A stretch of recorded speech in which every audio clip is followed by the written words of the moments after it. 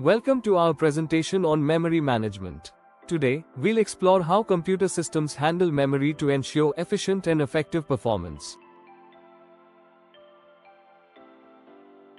To run a program, it must be loaded into memory from the disk.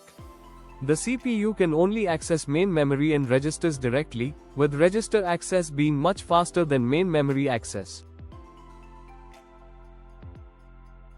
Memory management involves controlling and coordinating computer memory, assigning blocks to running programs to optimize system performance.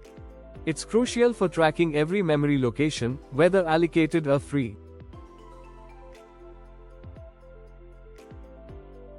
Memory allocation is the process of assigning memory or space to computer programs. Main memory is divided into low memory for the operating system and high memory for user processes. There are several memory management techniques, including single contiguous allocation, partitioned allocation, paged memory management, and segmented memory management. Single contiguous allocation is the simplest technique, where all memory except a small portion for the OS is available for one application. An example is the MS-DOS operating system.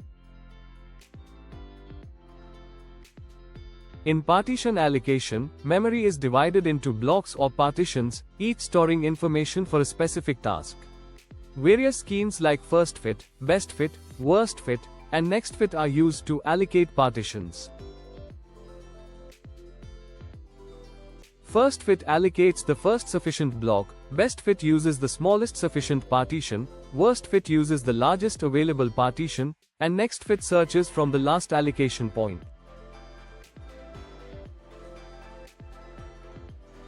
Swapping involves temporarily moving processes from main memory to the backing store and bringing them back for execution. This helps manage memory more efficiently. Swapping offers higher multiprogramming, dynamic relocation, better memory utilization, and minimizes CPU time wastage, enhancing performance with priority-based scheduling. Paging is a storage mechanism that retrieves processes from secondary storage into main memory in pages. It divides memory into fixed-size blocks called frames, optimizing data access and reducing fragmentation. Paging divides each process into pages and main memory into frames.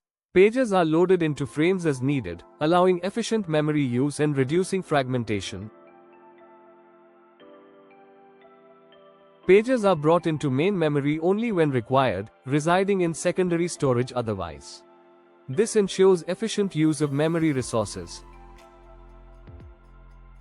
Let's look at an example. With a main memory size of 16 kilobytes and frame size of 1 kilobyte, memory is divided into 16 frames. Processes are divided into pages of 1 kilobyte each, stored in contiguous frames. In our example, 4 processes are divided into pages of 1 kilobyte each. Initially, all frames are empty, and pages are loaded as needed, ensuring efficient memory use. As frames become empty, new pages are loaded. For instance, processes A2 and A4 move to the waiting state, while process A5 waits in the ready queue, demonstrating dynamic memory management. Paging is easy to use and prevents external fragmentation, but it can cause internal fragmentation and requires complex algorithms. Page tables also consume additional memory. The memory management unit converts logical addresses to physical addresses. It uses a page number and offset to locate pages in physical memory, ensuring efficient data access. The CPU generates addresses divided into a page number and offset. The page table uses the page number to find the base address, combined with the offset to access physical memory. Paging hardware includes components like the CPU, page table, and memory unit. It translates logical addresses to physical addresses, ensuring efficient memory management. Let's start by understanding the paging model of logical and physical memory. Here, logical memory is divided into pages, and physical memory is divided into frames. The page table maps pages to frames, allowing efficient memory management. Next, we have the two-level address translation scheme. This scheme uses an outer page table and an inner page table to translate logical addresses to physical addresses, enhancing memory management efficiency.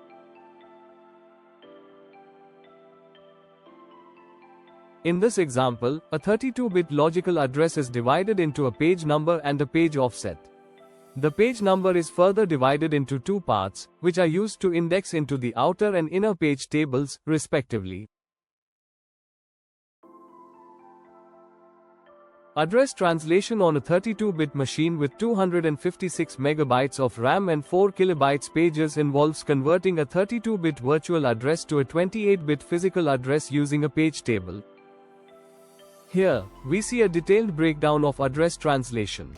Each page table entry handles 4 kilobytes of address space, and for every page, there are 4096 addresses that don't get translated. This slide shows a specific example of address translation, mapping a virtual address to a physical address using the page table and page offsets. Segmentation is similar to paging but uses variable length segments. Each segment includes different parts of a program, and the OS maintains a segment map table for all processes. The segmentation hardware includes a segment table that stores the base and limit of each segment. The CPU uses this table to translate logical addresses to physical addresses. Segmentation offers protection within segments and avoids internal fragmentation. However, it can lead to external fragmentation and requires a costly memory management algorithm. Paging and segmentation differ in block size, speed, and address representation. Paging is faster, while segmentation offers more flexible address spaces.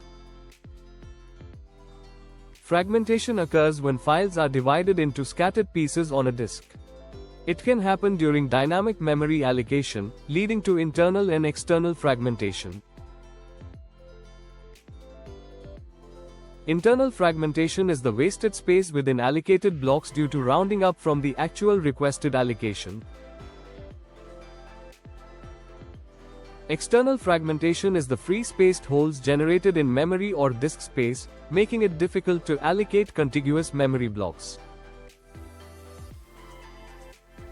Virtual memory is a storage mechanism that gives the illusion of a very large main memory by using a part of secondary memory as the main memory. When an OS requires more memory than available, it uses virtual memory to manage the extra required memory, allowing processes larger than the available main memory to run. The virtual memory manager creates a file on the hard disk to store the extra required memory, allowing the OS to address more memory than physically available.